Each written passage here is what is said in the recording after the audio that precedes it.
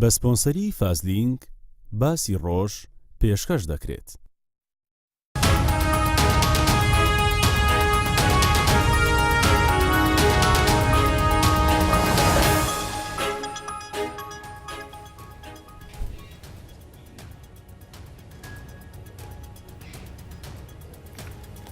سەڵاتان لەبێت بینەرانی بەڕێز و خۆشەویست، من ئامان نەجمەدینم لە بەرنامەی باسی ڕۆژ لەگەڵتان. لە ماوەکانی ڕابردوودا شەڕ و تێکەڵچوون لە نێوان سوپای پاسداران و حیزبی دیموکراتی کوردستانی ئێران ڕوویدا. هەرزوو ئێران وتی ئەم شەڕە بە دۆلاری سعودی ئەنجامەدرێت. دواتر حیزبی دیموکراتی کوردستانی ئێران وتیان ئێمە تەنها بەرگریمان لە خۆمان کردو و هێرشمان نەکردو. بۆ قسەکردن لەسەر کاریگەریەکانی ئەو شەڕە لەسەر ئێران و ڕۆژهەڵاتی ناوەڕاست و ناوچەکە بە شێوەیەکی گشتی باسی ڕۆژ ئەمڕۆ گفتوگۆ لەگەڵ بەڕێز مستەفای هیجری سکرتێری گشتی حیزبی دیموکراتی کوردستانی ئێرانەکات. کاک مستەفا سپاس بۆ ئەم دەرفەتە. ئەگەر سەرەتا پرسیارمان بۆ دەست پێ بکەین، ئەم تێکەڵچوونەی دوایی نێوان حیزبی دیموکراتی کوردستانی ئێران و سوپای پاسداران دەست پێکردنەوەی شۆڕشی چەکداریە یان نەخێر تەنها کاری ڕێخستنەکانی خۆتانەوەکەوەی کە لە بەیاننامەی حیزبەکەتانە لە کاتی تێکەڵچوونەکەدا وڵامەرایەوە؟ بەسڵاو لە بینەرانی خۆشەویستی تەلەڤیزیۆنی 24 کوردستان 24 و سڵاو لە هەموو هاوڕیانی ئەو تەلەڤیزیۆنە. لە ڕاستیدا و لە جەوهەری خۆیدا ئەو دەستپێکردنەوەی خەباتی ئێمە لە ماوەی 2 ساڵی ڕابردوودا خەباتی چەکداری نەبوو، بەڵکو وەکو ئیشارەتان پێکرد درێژەدانی خەبات بوو بۆ وەک تێکەڵاوی کادر و پێشمەرگەمان لەگەڵ خەڵک بۆ کاروباری ڕێکخستن، تەبلیغات و ڕاگەیاندنی سیاسەتی حیزب لە نزیکەوە و ڕاستەوخۆ بە کۆمەڵانی خەڵکی کوردستان. بەڵام لە بەرچاوگرتنی ئەوەی کە ناوەرۆکی کۆماری ئیسلامی ئێران دەناسین، ئێمە پێشمەرگەکانمان بە چەکداریەوە ناردوتەوە نێو وڵات، بەڵام پێمان ڕاستپات بوون کە هێرش نەکەنە سەر بنکە و دامەدراوەکانی کۆماری ئیسلامی ئێران و لە ڕاستیدا پێشمەرگەکانی شەر ئەو بڕیارەیان بەڕێوە برد. ئەوەی کە ڕوویدا هێرشەکانی کۆماری ئیسلامی بوو بۆ سەر پێشمەرگەکان و پێشمەرگەکان دەواقعدا بەرگری ڕەوایان کرد لەسەر خۆیان بۆی کە تێدا نەچن و بەو جوورەی کە کۆماری ئیسلامی دەیویست لە بینیان نەبا. بەڵام زۆر کەس یعنی ئەم دەستپێکە بۆ وتارەکەی ئێوە لە ڕێوڕسمی نەورۆز ئەگەڕێنەوە کە ئێوە لەوێ باستان لە دەستپێکردنەوەی شۆڕشی چەکداری کرد و هەر بۆ کوردستان 24 شێوە لێ دوانێکتان هەبوو ئەو کات کەوتان با بڵێن لە ڕووی چەکداری ئێمە پەرە بە کارەکانی خۆمانەدەین لە داهاتوودا. ئێمە لە ئەو بەرنامەیە کە هەمانە لە ساڵی پارە، یعنی دەبێتە 2014 لە ڕێبەرایەتی حیزب بڕیارمان لەسەردا و ئەو ساڵە پێشمەرگەمان ناردەوە نێو خۆی وڵات بۆەوەی کە هەر بۆکو ئەو مەموریەتی پیان سپێررا بوو دەگەڵ خەڵک تێکەڵاو بوون، چونکە کۆماری ئیسلامی ئێران هێرشیان نەکردە سەر پێشمەکان، هیچ ڕووداوێکی تێکەڵچوون ڕووی نەدا. ئەو ساڵی لە نەورۆزدا ئێمە ئەو پەیامەمان دووبارە بەجۆی خەڵک گەیاند کە ئەو بەرنامەیە درێژەی دەبێ و ئەوە بوو کە لە نەورۆزیشدا باسی هێندێک مەسەلەمان کرد لە پەیوەندی لەگەڵ درێژەدانی ئەو خەباتە لە نێو خەڵکی کوردستان. باش، لەسەر بڕیاری چوونەوەی پێشمەرگەکانتان بە چەکەوە بۆچی لەم کاتەیانی ئەو بڕیارەتان ناوە؟ یعنی چ گۆڕانکاریەک چ زەمینەیەک هەیە بۆ ئەوەی کە ئێوە پێشمەرگەکانتان بە چەکەوە لە ناوچەکانی خۆتان؟ ئێمە دوای لێکدانەوەیکی هەمەلایەنە لە ڕێبەرایەتی حیزبی دیموکرات بۆ ماوەیەکی دوور و درێژ بەو ئاکامە گەیشتین کە وەزعیەتی ناوچە، وەزعیەتی دنیا لە ئاڵ و گۆڕدایە. کۆماری ئیسلامی ئێران بە پێچەوانەی ئەو ئیدعانەی کە دەیکا و دەیوێ نیشان بدا هێزێکی لەشکان نەهاتووە و سوبات و پایداری هەیە و ئەمنیەت لە نێو منتەقەدا لە نێو وڵاتی ئێراندا هەیە، کورد ڕازیە بە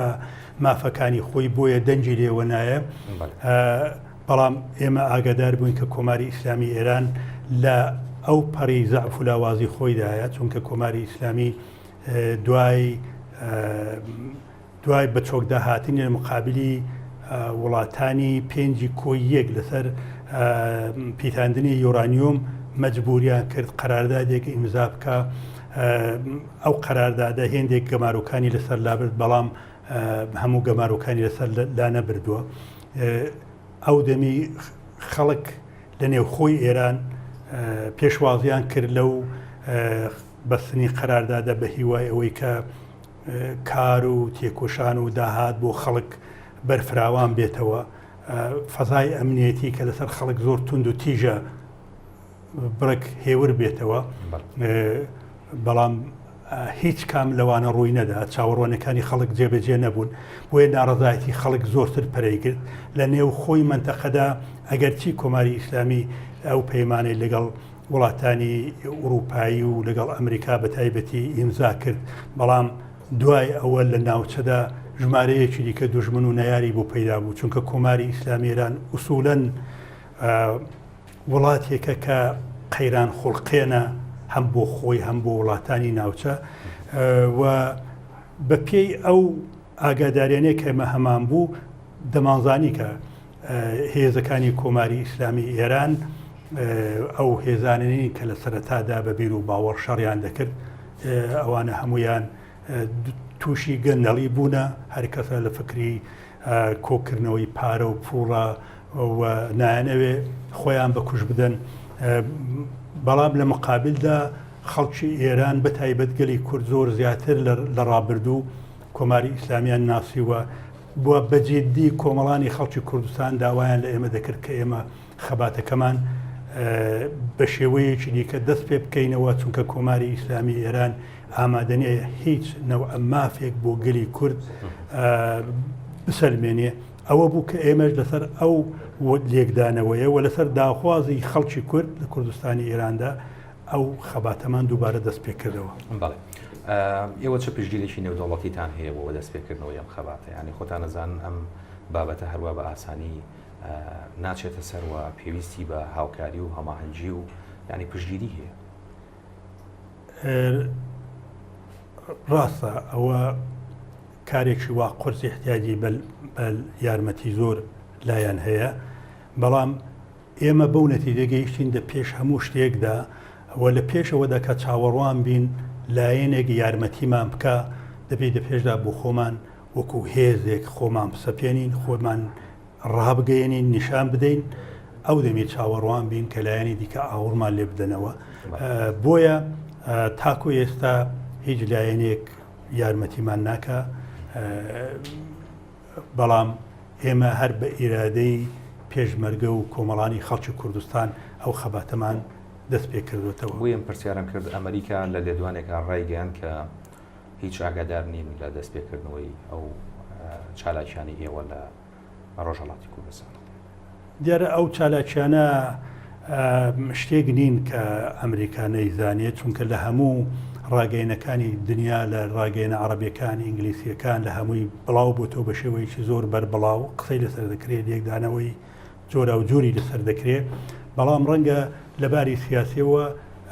ئەمریکا جارێ بە مەسلحەت نەزانێت کە باسێک لەسەر ئەو مۆزوع بێنێتە پێشە، چونکە ئەوەی کە تاکو ئێستا لە خۆرهەڵاتی نێوەڕاستدا بۆ ئەمریکا زۆر گرنگە فۆکوسکردنە لەسەر شەڕ دژی داعش. بۆیە جارێ فعلەن لەو باسانەی دیکە لە شەڕ و تێکەڵچوونەکانی حیزبی دیموکرات لەگەڵ هێزەکانی کۆماری ئیسلامی ئێران تەواخەدا خۆی لادەدا، ڕاستیکەیەوەیە نەگەوەی کە ئاگادار نەبێت. باش وا باس کرا کە ئەم شەڕی ئێوە بە دۆلاری سعودیە کرێت، یعنی قسەیە چەند جارێ بەگوێ کەوتەوە بیسترا، ئەمەیان چەند لە ڕاستیەوە نزیکە؟ هەنی هەموو کەس دەزانێت کە ئێمە لە سەرەتای هاتن سەرکاری کۆماری ئیسلامی ئێرانەوە لەگەڵ لەژێر باری ئەو ئیتیهامانەدا بووین، دەمێک پێمان دەڵێن بەکرێ گیراوی ئیسرائیل، دەمێک دەڵێن ئەمریکای، ئێستا دەڵێن عەرەبستانی سعودیە، و ئەوە نەکرد بۆ ئێمە لە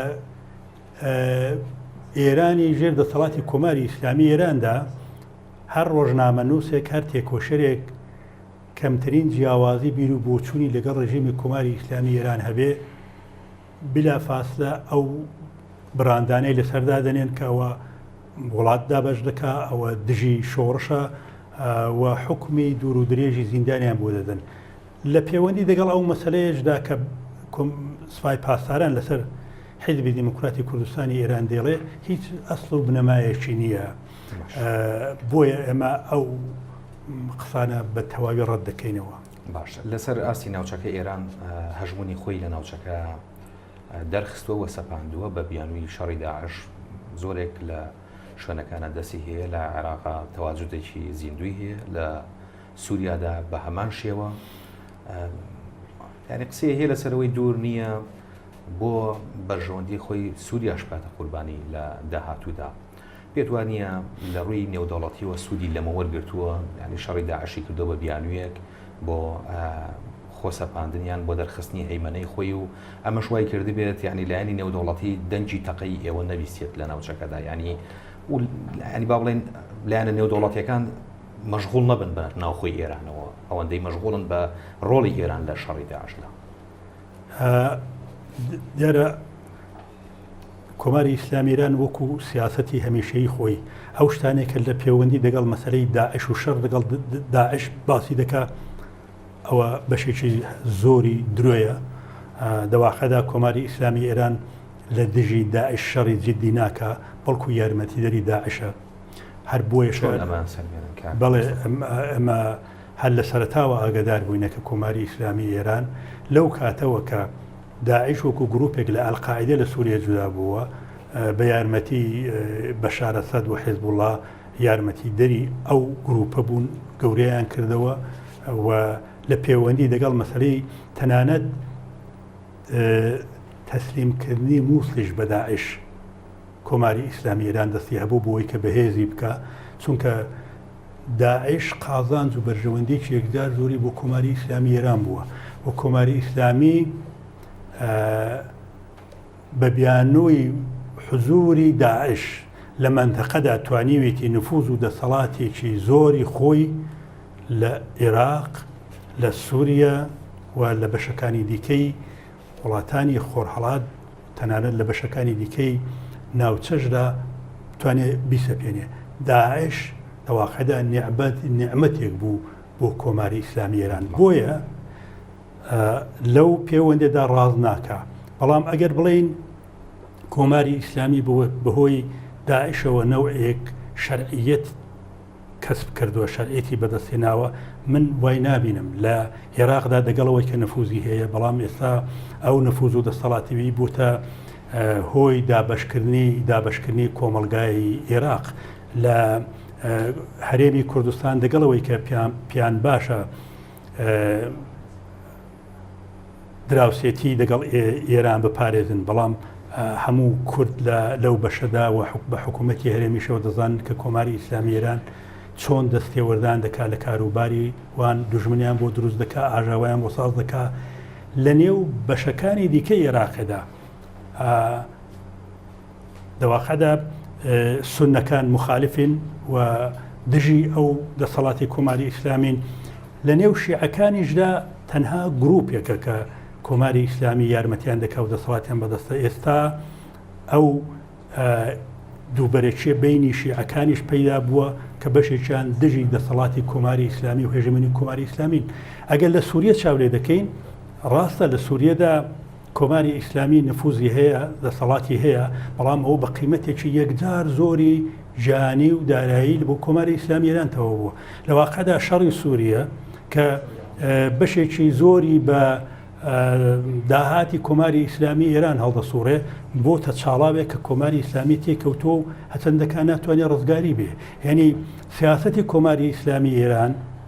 لە منتەقەی خۆرهەڵاتی نێوەڕەزدا شکستی هێناوە گەل لە سەرەتادا هێندێک لایەن هەبوون کە پیاوە و کۆماری ئیسلامی ئێران دەواقعدا لایەنی سوڵح و ئاشتیە ئێستا زۆریان بۆیان دەرکەوتووەکە کۆماری ئیسلامی ئێران لایەنی ئاشتی نیە بەڵکو لایەنی پێکهێنانی ئاژاوە و شەڕ و کێشەیە بۆیە کۆماری ئیسلامی ئێران لە سیاسەتی منتەقەییدا شکستی هێناوە هەرچەند بۆ خۆی نایەوێ ئەوە ئاشکرا بکە بەڵام بەو ئابوورێ وێرانەی کە هەیەی بەو وەزعێتە خراپەی کە لە نێو خۆی وڵاتدا هەیەی و وڵاتەکەی بۆ ئیدارە ناکرێت لەباری ئابوووریەوە بە تایبەتی دەبێت خەرجی ئەو هەموو شەڕانەش بدا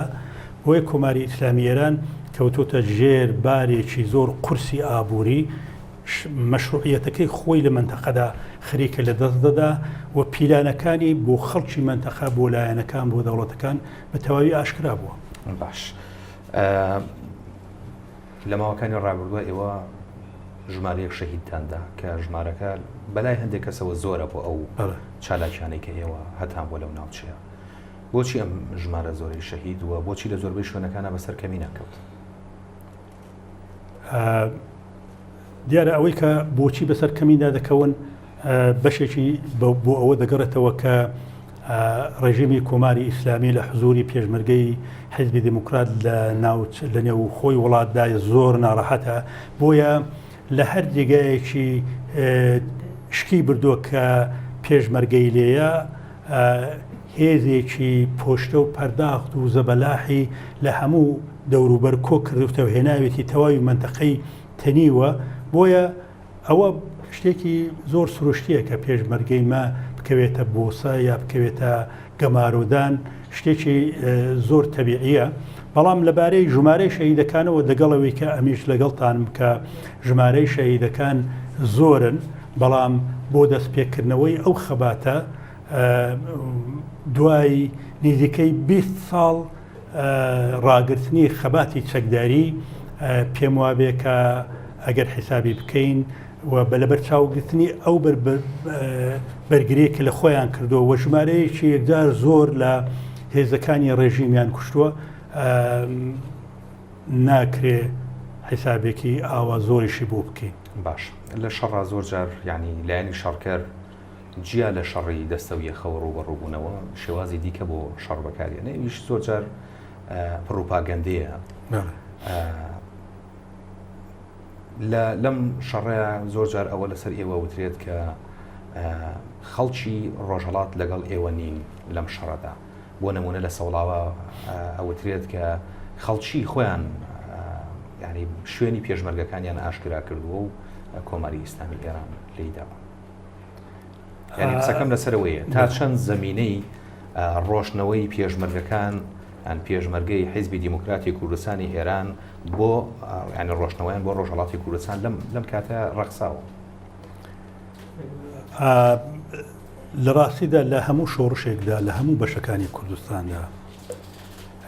بەشی ئەوەندە خەڵکی نەفەزنزم پەیدا دەبێت کە یارمەتی کۆماری ئیسلامی ئێران بکە لە ڕۆژهەڵاتی کوردستانیشدا هەر بەو شێوەیە لە گوندێکدا لە گەڕەکی شارێکدا یەک کەس بەسە بۆەوەی کە بتوانێت زانیاری بدا بە هێزەکانی ڕژیم لە پەیوەندی لەگەڵ جوڵە و حرەکەتی پێشمەرگەدا. ئەوە ئێمە نابێ بگەڕێنینەوە سەر خەڵکەکە بەڵام ئێمە زانیاری تەوامان هەیە ئاگاداریمان هەیە کە من ناچمە سەر وردەکاریەکانی خەڵکی کورد لە خۆرهەڵاتی کوردستان بەگشتی پێشوازێکی بێوێنەیان لە عملیاتی پێشمەرگە کردووە بە زۆر شێوەی جۆرا و زۆر یارمەتی پێشمەرگەیان داوە بەڵام وەک باسم کرد من ناچمە سەر وردەکاریەکانی لەبەر پاراستنی ئەمنیەتیەوان بەڵام ئەگەر خەڵک یارمەتیدەری پێشمەرگە نەبوایە لە سەوڵاوە و دەوروبەری ئەو گروپە پێشمەرگەی من نیان دەتوانانی 3 ڕۆژ لە مقابلی ئەو هێزە زۆر و پشتە و پەرداخەی ڕژیم کە بە ئەنواعی سلاحات بوونە سەریان بتوانن بربەرەکانی کەن و خۆیان ڕابگرن و هەروەها لە منتەقەی شنۆش بەو شکڵەیە لە منتەقەی مەهاباد سەردەشت کە دەرگیری بوو هەر بەو شکڵەیە خەڵک بە هەموو ئیمکانات و توانای خۆیانەوە یارمەتیدەری پێشمەرگەن چیان لە دەست بێ دەیکەن بەڵام لە ئەینی حاڵدا بێگومان خەڵکی واش هەیە کە یارمەتی ڕژیم دەکا جاسوسی بۆ دەکا بەڵام ئەمە لەگەڵ ئەوانیش پەیامان بۆ ناردوون داوامان لێکردوون کە دەست لە خەیانەت هەڵگرن بگەڕێنەوە ڕێزی خەڵک چونکە کۆماری ئیسلامی ئێران ئەوان بەکاردێنێ فقط بۆەوەی کە کورد بە کورد بە کوش بدا و ئەوان لەوەدا هیچیان دەست ناکەوێت. باش هەماهەنگیتان لەگەڵ حیزبەکانی دیکەی کوردستانی ڕۆژهەڵات ڕۆژهەڵاتی کوردستان چۆن بوو بۆ ئەم بابەتە ینی ئەوترێتە گەریەوە هەماهەنگیتان هەبووە هەماهەنگیتان زیاتر بووە ڕەنگە ئەم بابەتە کاریگەری زیاتر دروست بکردەوە. ئێمە پێشقەدەمیمان کردووە دەست پێشخەریمان خستووە بەڵام وەکو ئەرزم کردی بەو دەست پێشخەریە پێمان وایە کە لایەنی دیکەی دەرەچیش دێنە نێو قەزیەکە بە تایبەتی ئەوە زەمینەیەکی لەبارێکی ڕەخساندوو بووی کە ئێمە دوای ئەو دەست پێشخەرێ لەگەڵ هێزەکانی ئۆپۆزیسیۆنی کوردی ئێرانیش بکەوینێ وتوێش و ئەوەندەی کە بۆمان بکرێ نەوعێک هەماهەنگی پێک بێنین و پشتیوانی و هەموو ئەوانش بۆ لای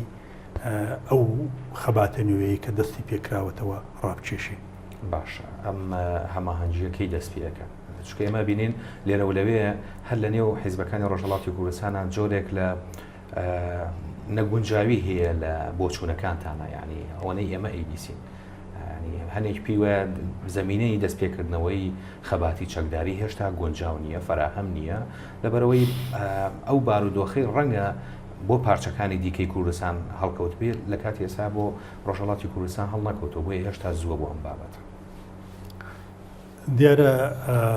ڕێی جیاواز لە نێو خەڵکی کووردا و بەگشتی و لە نێو هێزەکانی سیاسیدا شتێکی سروشتیە. مەسەڵەن ئەمە هێزی وامان هەیە حیزبی وامان هەیە کە باوەڕی بە خەباتی چەکداری نییە بێگومان حیزبێکی ئاوا تاییدی حرەکەتی پێشمەرگەش ناکە بەڵام ئەگەر بڵین وەختی نەبووە ئێمە 20 ساڵە خەباتی چەکداریمان ڕاگرتووە خۆ ناکرێت چاوەڕوانی ڕووداوەکان بین بۆ خۆشمان دەبێ هەنگاو بنێنە پێشێ و ڕوودا و بخڵخێنین تاکو سرنجی دنیا بۆ لای خەباتی کورد لە کوردستانی ئێراندا ڕابچێشین. هێندێک لایەن هەیە کە سربەخۆی کوردستانی دەوێت ئێمە